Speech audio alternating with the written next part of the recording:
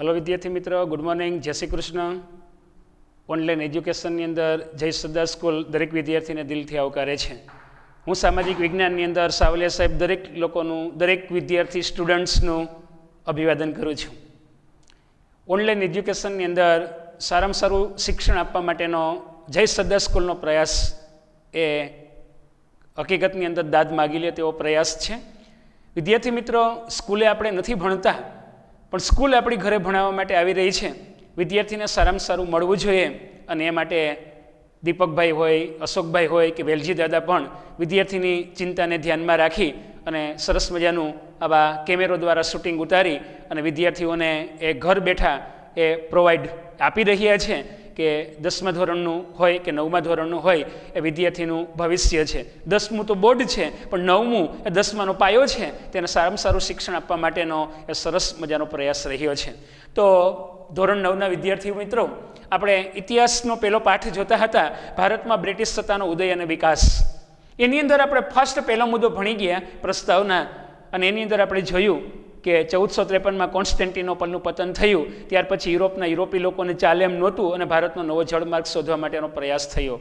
કોને પ્રયાસ કર્યો, કોને પ્રયત્ન કર્યો, કોને એમાં સફળતા મળી, એ બાબતની ચર્ચા એમાં કરી। ત્યાર પછી બીજો મુદ્દો આપણે ભણી ગયા, ભારત આવવાના જળમાર્ગની શોધ, બાર્થોલોમ્યુ ડાયજ, ત્યાર પછી ક્રિસ્ટોફર કોલમ્બસ, ત્યાર પછી અમેરિગો વેસ્પુજી અને ત્યાર પછી વાસ્કો દ ગામા।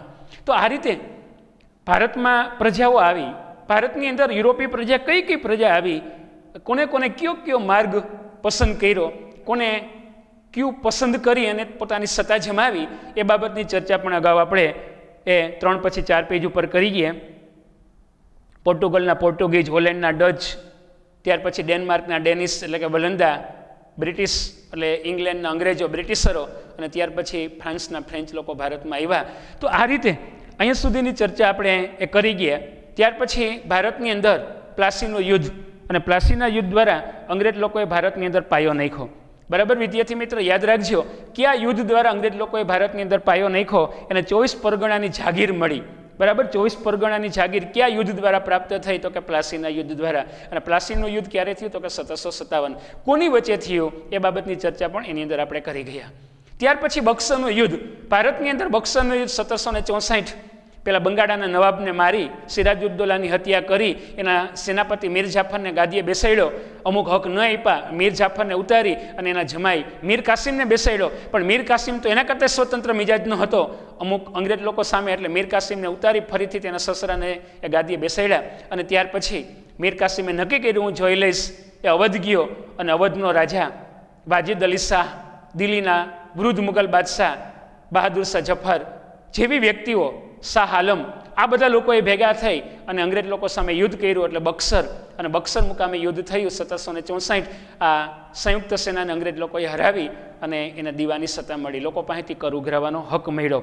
તો પ્લાસીનું યુદ્ધ 23 જૂન 1757ના રોજ થયેલું, અને બક્સરનું યુદ્ધ 22 ઓક્ટોબર 1764ના રોજ થયેલું। અહીંયા સુધી આપણે ચર્ચા આપણે કરી ગયા હતા લેક્ચર 1 અને 2। આજે આપણે ભાગ 3 પાર્ટ 3ની અંદર મુદ્દો આપણો છે કંપની શાસનનો વિકાસ। આ કંપની એટલે કઈ કંપની? તો કે અંગ્રેજ। અને અંગ્રેજ લોકો ભારતની અંદર આવ્યા, એને શું કર્યું? તો ભારતનો પહેલો ગવર્નર જનરલ એટલે વોરન હેસ્ટિંગ, વોરન હેસ્ટિંગથી માંડી અને ડેલહાઉસી સુધી આ લોકોએ શું કર્યું ને એની ચર્ચા આજની તારીખની અંદર આપણે કરવાના છીએ વિદ્યાર્થી મિત્રો। તો કંપની શાસનના વિકાસની અંદર અંગ્રેજ સરકારે એક ધારો પસાર કર્યો। બરાબર વિદ્યાર્થી મિત્રો, યાદ રાખજો, અંગ્રેજ સરકારે એક ધારો પસાર કર્યો, અને એ ધારો એટલે કયો ધારો? તો કે નિયામક ધારો। આ નિયામક ધારો ક્યારે પસાર કરવામાં આવ્યો? તો કે 1773। આ 1773ના નિયામક ધારા અંતર્ગત આ નિયામક ધારાને શું કહેવામાં આવે છે? તો કે રેગ્યુલેટિંગ એક્ટ।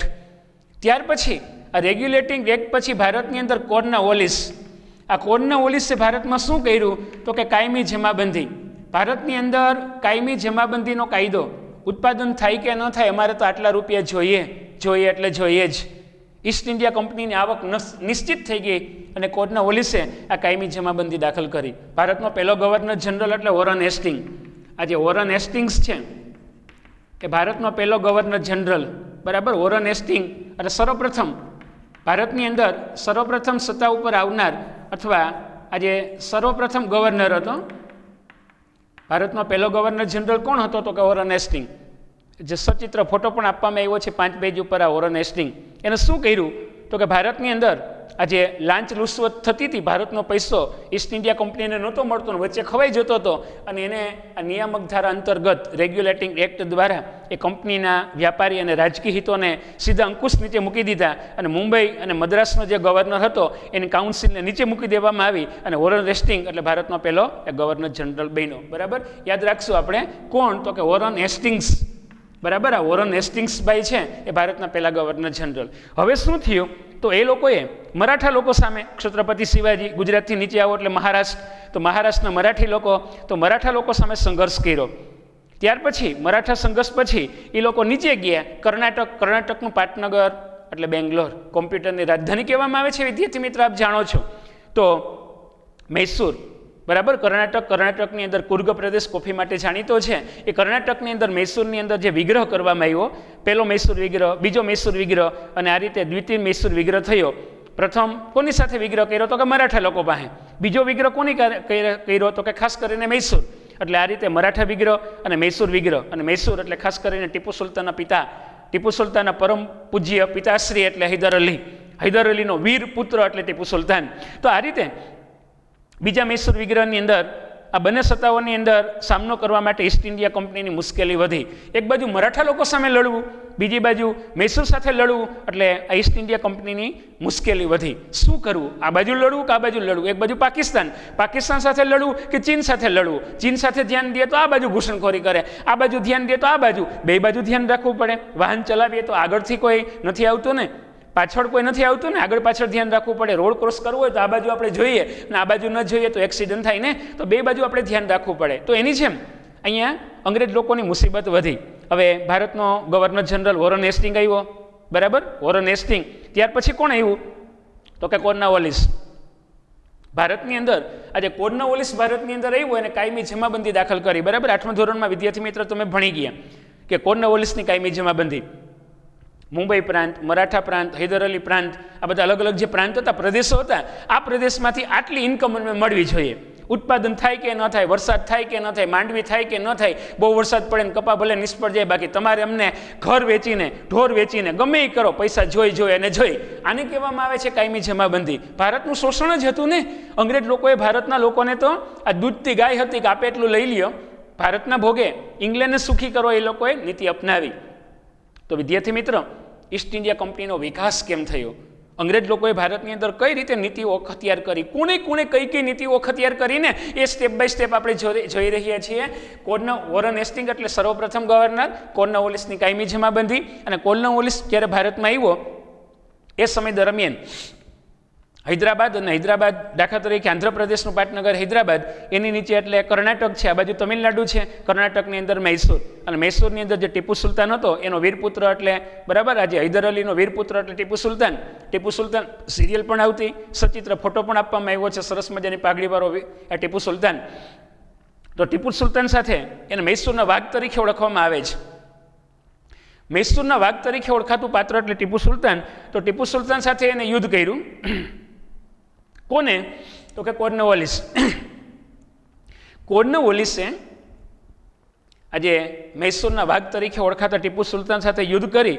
એટલે પહેલો મૈસૂર વિગ્રહ, પહેલો તો કે મરાઠા વિગ્રહ, બીજો તો કે મૈસૂર વિગ્રહ, હૈદર અલી સાથે એના પિતા સાથે યુદ્ધ કર્યું, ત્રીજો તો કે આ ટીપુ સુલતાન સાથે યુદ્ધ કર્યું, અને ટીપુ સુલતાનને હરાવી અને આ કંપનીએ મરાઠા અને નિજામની મદદ લીધી. ટીપુ સુલતાનને હરાવવા માટે શું કર્યું તો કે ઓલા પહેલા મૈસૂર વિગ્રહની અંદર મરાઠા સાથે યુદ્ધ થયું હતું, એટલે મરાઠા લોકોને મદદ લીધી. એટલે એક બાજુ અંગ્રેજો, એક બાજુ મરાઠા, અને ભેગા થઈ અને હૈદર અલી એનો જે વીરપુત્ર ટીપુ સુલતાન હતો એની સાથે યુદ્ધ કરી અને આજે મરાઠા અને નિજામની મદદ લઈ અને ત્રણેયની સંયુક્ત સેના સામે ટીપુની હાર થઈ. એટલે ટીપુ સુલતાન હારી ગયો અને સંધિ સ્વીકારવાની ફરજ પડી. એનો જે મૈસૂર પ્રાંત હતો, કર્ણાટકનો સુખી સંપન્ન પ્રાંત હતો, 10મા ધોરણની અંદર આવે ભારત કૃષિની અંદર કે કર્ણાટકનો કુર્ગ પ્રદેશ કોફી માટે જાણીતો છે. બરાબર, વિદ્યાર્થી મિત્ર યાદ રાખજો અત્યારથી કે કર્ણાટકનો કુર્ગ પ્રદેશ કોફી માટે જાણીતો છે. અને કર્ણાટકની અંદર મૈસૂર અને વીર ટીપુ સુલતાન એનો જે રાજા હતો, અને ટીપુ સુલતાનનું વાક્ય આપણે ઘણી વખત કહીએ છીએ વિદ્યાર્થી મિત્ર કે ઘેટાની જેમ 100 વર્ષ જીવવું એના કરતાં સિંહની જેમ એક ક્ષણ જીવવું સારું. બે કરતાં જીવવું એની જેમ એક ગર્જના કરીને ત્રાટ નાખીને સિંહની જેમ જીવવું સારું. આ વાક્ય એ ટીપુ સુલતાનનું વાક્ય છે. તો આ રીતે કોર્નવાલિસ પછી ત્યાર પછી કોણ આવ્યું તો કે સર જ્હોન સોર, બરાબર, યાદ રાખશું આપણે આજે સર જ્હોન સોર. આ સર જ્હોન સોર આવ્યો એને તટસ્થતાની નીતિ અપનાવી. કઈ નીતિ અપનાવી તો કે તટસ્થતાની નીતિ અપનાવી. હવે સર જ્હોન સોરની તટસ્થ નીતિને કારણે ઈસ્ટ ઇન્ડિયા કંપનીને ફાયદાને બદલે નુકસાન ગયું. આ સર જ્હોન સોને શું કર્યું તો કે એને અપનાવેલી તટસ્થ નીતિ અને આ તટસ્થતાની નીતિને કારણે ઈસ્ટ ઇન્ડિયા કંપનીની પ્રતિષ્ઠા ઘટી ગઈ અને બીજી બાજુ તો કે મરાઠા લોકો વધુ શક્તિશાળી બન્યા. હવે એ સમય દરમિયાન સર જ્હોન સોર હતો એને બોલાવી અને ભારતની અંદર એ વેલેસ્લીને રાખ્યો, બરાબર. ભારતની અંદર ગવર્નર જનરલ તરીકે આ વેલેસ્લી આવ્યો. આ વેલેસ્લી ક્યારે આવ્યો તો કે દાખલા તરીકે એ 1798ની અંદર આવ્યો અને 1805માં ગયો. હવે એને 7 જ વર્ષ 1798થી માંડી અને 1805નો સમયગાળો એટલે વેલેસ્લીનો ગાળો. અને વેલેસ્લીએ શું કર્યું તો કે ભારતની અંદર કઈ નીતિ અપનાવી તો કે સહાયકારી યોજના, બરાબર. વિદ્યાર્થી મિત્રો તમે જાણો છો આ સહાયકારી યોજના એ મીઠા ઝેર સમાન હતી. આ સહાયકારી યોજનાનો સ્વીકાર કોને કર્યો? હૈદરાબાદના નિઝામે કર્યો. તો આ વેલેસ્લીએ ભારતની અંદર લાંબો સમય શાસન કરવા માટે સહાયકારી યોજના એ અપનાવી. એટલે ગવર્નર વેલેસ્લી જ્યારે ભારતની અંદર આવ્યો ત્યારે ભારતમાં ઈસ્ટ ઇન્ડિયા કંપનીની સર્વોપરી બનાવવાની જવાબદારી એને સોંપવામાં આવી. અને આ રીતે વેલેસ્લીની સહાયકારી યોજના દ્વારા વેલેસ્લીએ શું કર્યું તો કે સહાયકારી સૈન્યની યોજના દાખલ કરી અને સહાયકારી યોજનાની શરત એ શું હતી, કઈ શરતો હતી એ બાબત આપણે જાણીએ છીએ કે એની અંદર 1, 2, 3, 4, 5 આ 5 શરત હતી. અને ભારતની અંદર આ વેલેસ્લીની સહાયકારી યોજનાનો પહેલો સ્વીકાર કોને કર્યો તો કે હૈદરાબાદના નિઝામે. હૈદરાબાદનો નિઝામ, પછી કર્ણાટકનો જે મૈસૂર, બરાબર, આ જે બધા પ્રાંત હતા, પ્રદેશો હતા, એના રાજા મહારાજાઓએ સહાયકારી યોજનાનો સ્વીકાર કર્યો. એટલે નિઝામ, પછી મૈસૂર, અવધ, ત્યાર પછી ગાયકવાડ, વડોદરા ગાયકવાડ, ત્યાર પછી સિંધિયા, ભોંસલે, હોલકર, આ બધા લોકોએ આ વેલેસ્લીની સહાયકારી યોજનાનો સ્વીકાર કર્યો. આ લોકો એટલે વેલેસ્લીની સહાયકારી યોજના મીઠા ઝેર સમાન છે કે એને ખાઈ ખાઈને મારી નાખવામાં આવે. લાડવા ખાવ ને, પેંડા ખાવ ને, આમ ખાવ ને, એમ ખાઈ કરી અને ડાયાબિટીસ થઈ જાય અને ધીરે ધીરે કદાચ એ માણસને મારી નાખવામાં આવે, એમ ખબર ન પડે.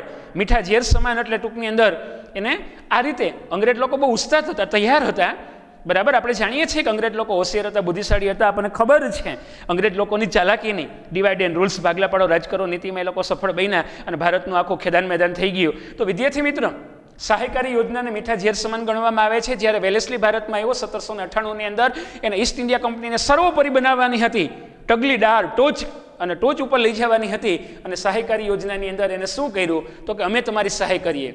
એક રાજાને કે તમારી પાસે 15,000નું સૈન્ય છે, અમારી પાસે 25,000નું સૈન્ય છે, અમે તમને સૈન્ય આપીએ, પણ એના બદલાની અંદર શું કરવાનું તો કે અમુક શરત છે, બરાબર.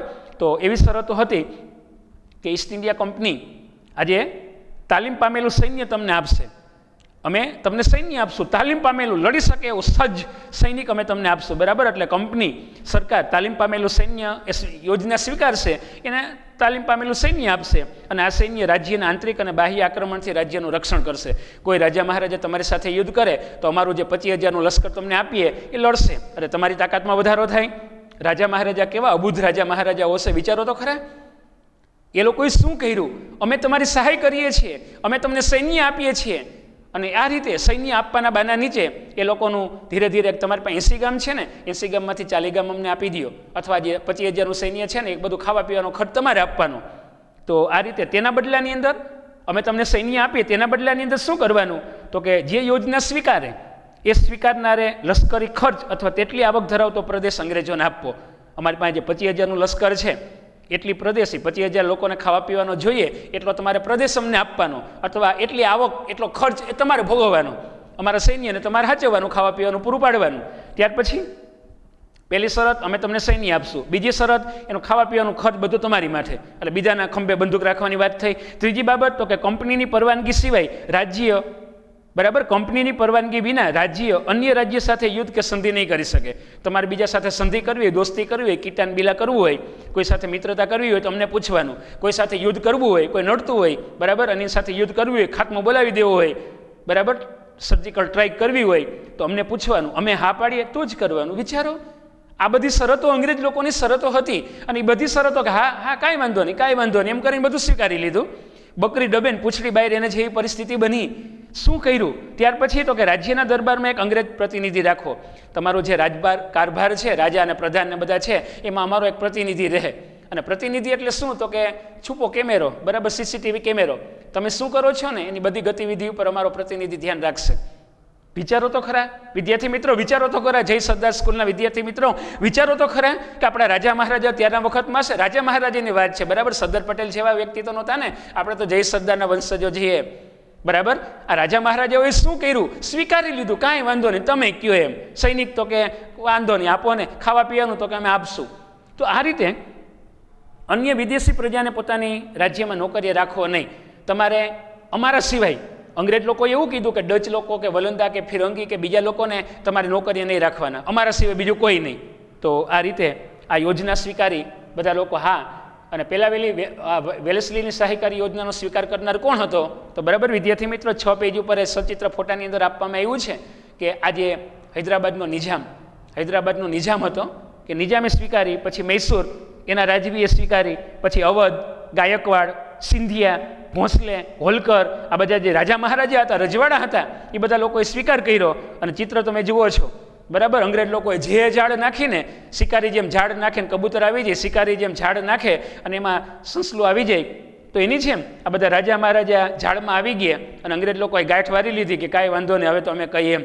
તો ભારતની અંદર ઈસ્ટ ઇન્ડિયા કંપનીને સર્વોપરી બનાવવાનો યશ કોને ફાળી જાય છે? તો કે વેલેસ્લી. હવે આ યોજના એક મીઠા ઝેર જેવી હતી. શું કર્યું? તો કે આ યોજનાનો અમલ કરી અને વેલેસ્લીએ ઘણા બધા પ્રદેશો ઈસ્ટ ઇન્ડિયા કંપનીમાં ભેળવી દીધા. આજે હોલકરનું લઈ લીધું, સિંધિયાનું લઈ લીધું, મૈસૂર લઈ લીધું, આ બધું જ ઈસ્ટ ઇન્ડિયા કંપનીમાં ભેળવી દીધું. અને ગવર્નર વેલેસ્લીએ ટીપુ છે એની સહાયકારી યોજના સ્વીકારવા જણાવ્યું.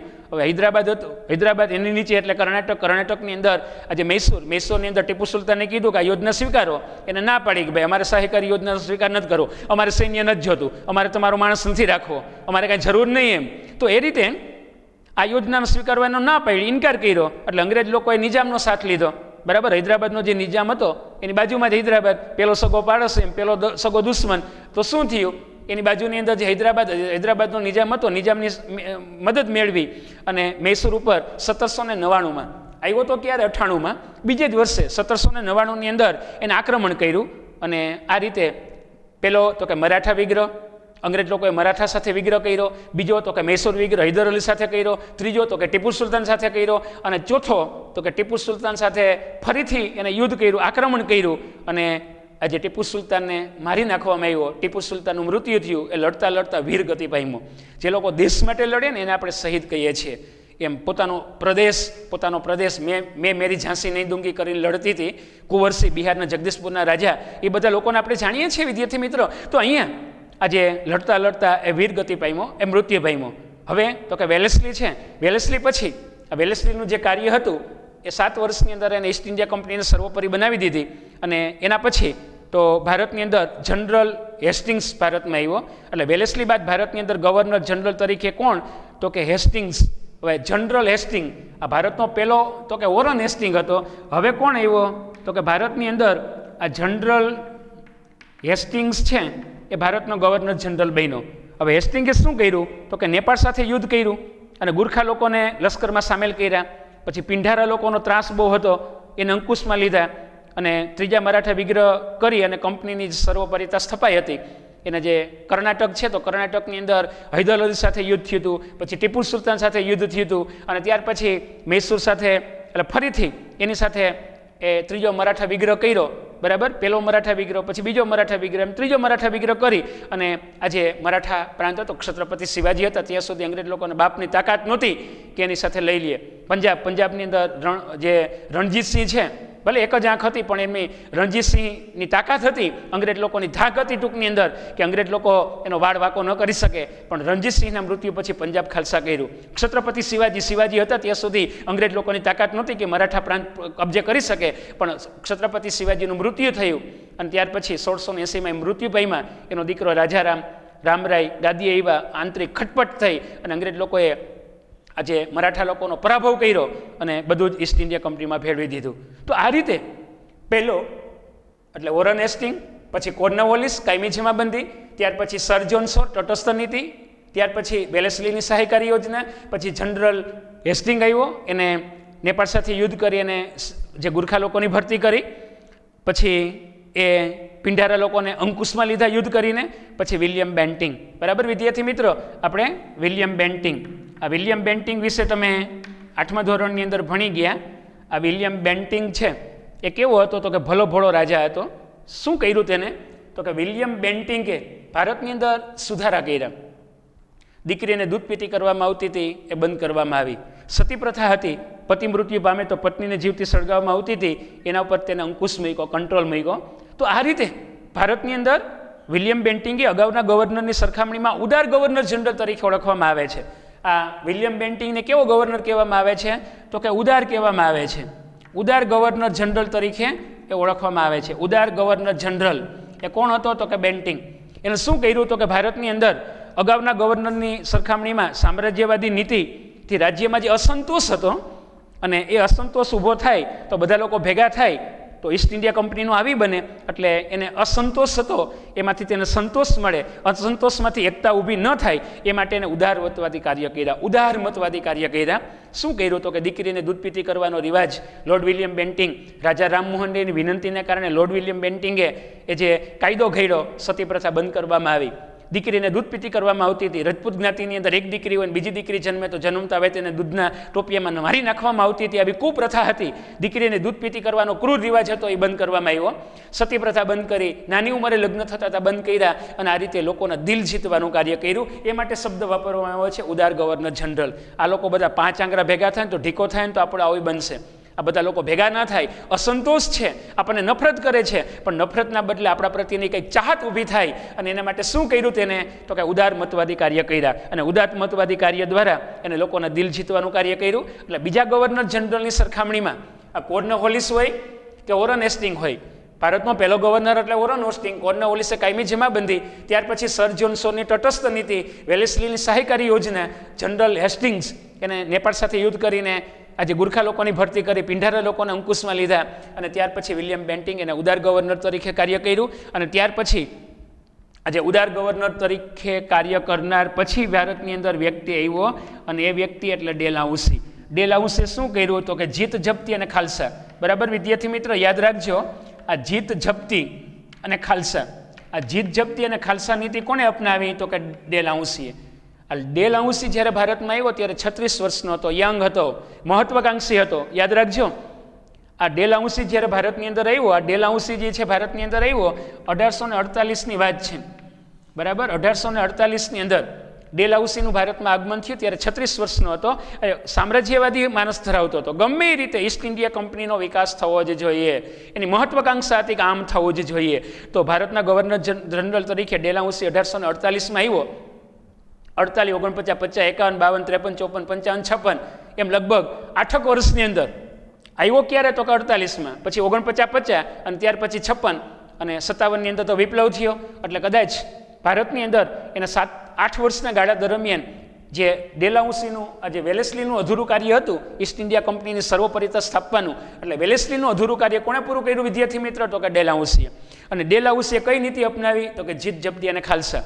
8મા ધોરણની અંદર આ મુદ્દો પણ તમે વિદ્યાર્થી મિત્રો ભણી ગયા છો કે જીત જપ્તી અને ખાલસા દ્વારા, જીત એટલે યુદ્ધ કરીને જીતી લેવું, જપ્ત કરી લેવું. તને ક્યાં વહીવટ કરતા આવડે છે? લાવ લાવ આમ હોય એમ કરી અને ખુરચી નીચે ઉતારી મૂકો, જો આમ બેસાય, આમ વહીવટ કરાય. તો જીત જપ્ત અને ખાલસા. જે લોકો દત્તક પ્રથા બંધ કરવામાં આવી, રાજા મહારાજા હતા, દીકરા દીકરી નહોતા, નિસંતાન હતા કે તમારા દીકરા દીકરી નથી, તમે છીએ ને, તમારે દત્તક નહીં લેવાના, અને બધું ઈસ્ટ ઇન્ડિયા કંપનીમાં ભેળવી દીધું. અને આ રીતે ડેલહાઉસીએ ભારતની અંદર કે જે જીત જપ્તી અને ખાલસા દ્વારા ઈસ્ટ ઇન્ડિયા કંપનીને એ સર્વોપરી બનાવી. તો આપણે જે વાત કરી રહ્યા હતા કે કંપની શાસનનો વિકાસ, આ ઈસ્ટ ઇન્ડિયા કંપનીએ ભારતની અંદર વિકાસ કર્યો. એની અંદર 1773થી માંડી અને 1856ની અંદર પછી 1857નો વિપ્લવ થયો. તો એ સમયગાળા દરમિયાન ભારતની અંદર કોણ કોણ આવ્યા, કયા ગવર્નર લોકોએ કઈ નીતિ અપનાવી અને ઈસ્ટ ઇન્ડિયા કંપનીના વિકાસમાં એનું શું યોગદાન છે એ બાબત આપણે જોઈ રહ્યા હતા. એમાં આપણે અત્યારે ભણી રહ્યા છીએ વિદ્યાર્થી મિત્ર ડેલહાઉસી. 36 વર્ષનો હતો, મહત્વાકાંક્ષી હતો, સામ્રાજ્યવાદી હતો અને સુધારાવાદી હતો. એને ઈસ્ટ ઇન્ડિયા કંપનીની અંદર કળે કે બળે ઈસ્ટ ઇન્ડિયા કંપનીનો વિકાસ કર્યો અને સુધારા પણ કર્યા. તો બે પાસા હતા, પોઝિટિવ, નેગેટિવ. તો આ રીતે હવે ડેલહાઉસીએ શું કર્યું તો કે યુદ્ધ દ્વારા જીતી લીધું. શું જીતી લીધું?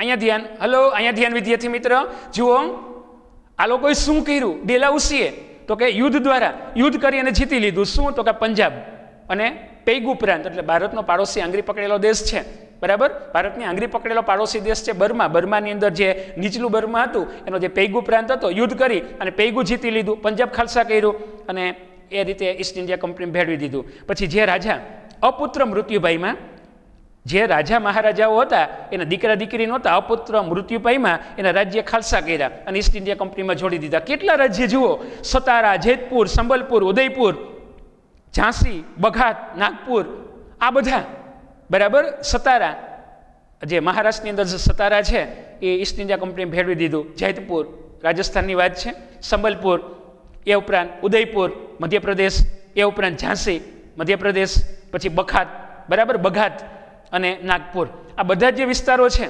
રાજા રાણી એના જે દીકરા દીકરી નહોતા એને દત્તક પ્રથા બંધ કરી અને ઈસ્ટ ઇન્ડિયા કંપનીમાં આ બધા સતારા ને જેતપુર ને સંબલપુર ને ઉદયપુર ને ઝાંસી ને બઘાત ને નાગપુર ને બધું ઈસ્ટ ઇન્ડિયા કંપનીમાં ભેળવી દીધું. પછી ગેરવહીવટના બાના નીચે યુદ્ધ દ્વારા તો કે પંજાબ અને પૈગુ, અપુત્ર મૃત્યુ પામ્યા રાજા મહારાજા અને ઈસ્ટ ઇન્ડિયા કંપની ભેળવી દીધું. એમાં આ બધી યાદી. હવે ગેરવહીવટના બાના નીચે તો કે અવધ, અવધ એટલે અયોધ્યા, ભગવાન શ્રી રામની જન્મભૂમિ, અવધ.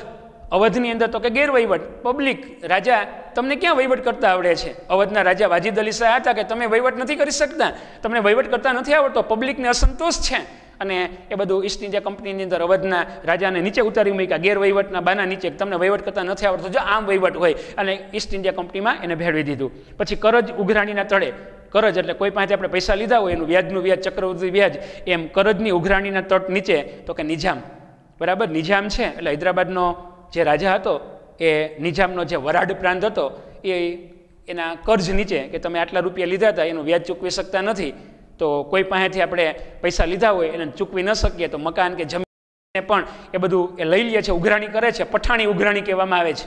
બેંકમાંથી આપણે લોન લીધી હોય તો એના બદલાની અંદર મકાનના કે જમીનના કે દસ્તાવેજ હોય, તમે લોન ન ભરપાઈ કરો તો એ હરાજી કરી અને પૈસા વસૂલ કરે છે, બરાબર. વિદ્યાર્થી મિત્રો આપ જાણો છો. તો આ રીતે કરજની ઉઘરાણીના તળે, બરાબર, કરજની ઉઘરાણીની નીચે એને ખાલસા કર્યું. શું? તો કે આ હૈદરાબાદનો જે વરાડ પ્રાંત હતો એ ખાલસા કર્યો. પછી નામ માત્રની સત્તાનો અંત લાવીને ખાલી કેવા પૂરતું હતું અને એવો વિસ્તાર એટલે કર્ણાટક અને તાંજોર.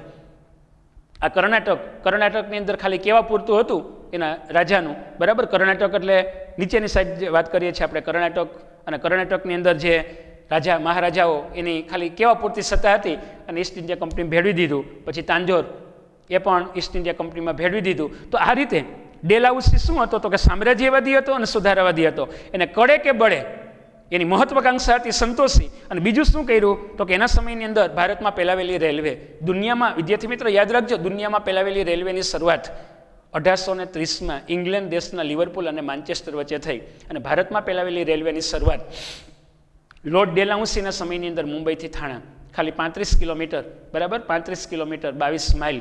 ત્યાર પછી નેરો ગેજ હતી, પછી મીટર ગેજ, પછી બોર્ડ ગેજ, પછી પેલા છુકછુક ગાડી હતી વરાળથી ચાલતી હતી. 1765માં જેમ્સ વોટે વરાળ યંત્ર બનાવ્યું, પછી રુડોલ્ફે ડીઝલ એન્જિન બનાવ્યું, એમ એને વેગ મળ્યો. એ બાબત પણ આપણે જાણીએ છીએ. તો આ રીતે ભારતની અંદર એને સુધારા કર્યા. રેલવેની શરૂઆત તો કે ડેલહાઉસીના વખતમાં. પછી ભારત અને ઇંગ્લેન્ડ વચ્ચે તાર, બરાબર, જેમ ટપાલ આપણે લખીએ છીએ, ફોન કરીએ છીએ એમ તાર, તો તાર અને ટપાલ વ્યવસ્થા, આ તાર વ્યવસ્થા અને ટપાલ વ્યવસ્થા, આધુનિક તાર અને ટપાલ વ્યવસ્થા શરૂ કરનાર કોણ? તો કે ડેલહાઉસી. એટલે લોકોના કામ કર્યા, સુધારા વધારા કર્યા. એ ઉપરાંત જાહેર બાંધકામ, આ railway station, police station, bus station, આ બધું જાહેર બાંધકામ કે બધી પબ્લિક એનો ઉપયોગ કરી શકે. તો આવા જાહેર બાંધકામ ખાતાની શરૂઆત પણ કોના વખતમાં થઈ? તો કે ડેલહાઉસીના વખતમાં. એટલે અંગ્રેજી કેળવણી, ભારતમાં અંગ્રેજી કેળવણીને વેગ મળે એ માટે પણ એને પ્રયાસ કરવામાં આવ્યો. પછી વિધવા બીજી વખત લગ્ન કરી શકે એટલે વિધવાને પુનર્વિવાહના છૂટ આપતો કાયદો ઘડવામાં આવ્યો. 1891ની અંદર વિધવા પુનર્લગ્નને છૂટ આપતો કાયદો ઘડવામાં આવ્યો. પછી બાળ લગ્ન, પેલા નાની ઉંમરે લગ્ન થતા હતા 14 વર્ષ અને 18 વર્ષ, અત્યારે 18 અને 21 વર્ષ છે. આપ જાણો છો કે વરની ઉંમર 21 વર્ષ હોવી જોઈએ, કન્યાની ઉંમર 18 વર્ષ હોવી જોઈએ, પણ પેલા 14 અને 18 હતા. તો આ રીતે બાળ લગ્ન એ પ્રતિબંધ કાયદો ઘડી અને એના ઉપર કડક કાર્યવાહી કરવામાં આવી.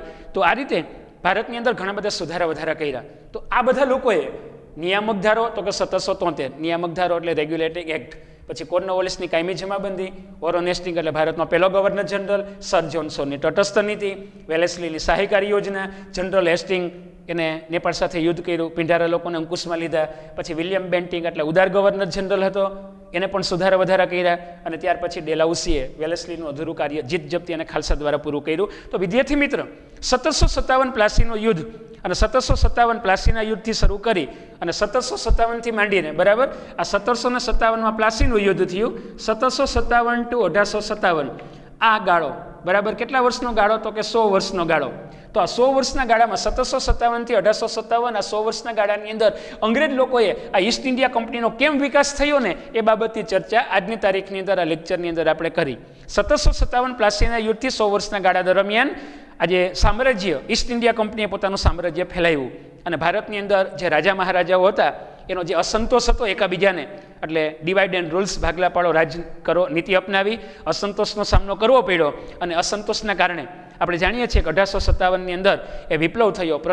ભારતનો પ્રથમ સ્વાતંત્ર્ય સંગ્રામ એટલે 1857નો સ્વાતંત્ર્ય સંગ્રામ. 1857નો વિપ્લવ કહેવાય, 1857નો બળવો કહેવાય. એ બાબત આપણે જાણીએ છીએ. અસંતોષ, મેં મેરી ઝાંસી નહીં દૂંગી કરીને ઝાંસીની રાણી લક્ષ્મીબાઈ લડતી હતી, બિહારના જગદીશપુરના રાજા કુંવરસિંહ લડતા હતા. દરેક લોકોને કંઈક અસંતોષ હતો. તો આ રીતે આપણે ટોપિક ચર્ચા કરતા હતા વિદ્યાર્થી મિત્ર કે ભારતની અંદર અંગ્રેજ લોકોએ જે શાસન કર્યું, ઈસ્ટ ઇન્ડિયા કંપનીનો જે વિકાસ કઈ રીતે થયો અને વિકાસની અંદર કયા લોકોનું યોગદાન છે એ બાબતની ચર્ચાની અંદર કરી. બરાબર. તો હવે પછી નેક્સ્ટ લેક્ચરની અંદર વિદ્યાર્થી મિત્ર ટૂંક સમયની અંદર ફરીથી આપણે મળી રહ્યા છીએ અને એની અંદર આજે ઈસ્ટ ઇન્ડિયા કંપનીની આર્થિક અને સામાજિક અસરોની ચર્ચા આપણે કરવાના છીએ. બરાબર. આની પહેલાં આપણે પહેલો અને બીજો લેક્ચર જોઈ ગયા. ત્રીજા લેક્ચરની અંદર કંપની શાસનનો વિકાસ જોયો અને લાસ્ટ ચોથા લેક્ચરની અંદર પાર્ટ 4ની અંદર આજે ઈસ્ટ ઇન્ડિયા કંપનીની આર્થિક અને સામાજિક અસરો, આર્થિક અસર કોને કહેવાય, સામાજિક અસર કોને કહેવાય, એ ચર્ચા નેક્સ્ટ પછીના લેક્ચરની અંદર આપણે કરવા જઈ રહ્યા છીએ. ઓકે, ધન્યવાદ. બધા જ વિદ્યાર્થી મિત્રોને જય સરદાર, જય પાટીદાર. બધા જ વિદ્યાર્થીઓને જય શ્રી કૃષ્ણ, વંદે માતરમ, ભારત માતા કી જય. ચાલો ફરી મળશું.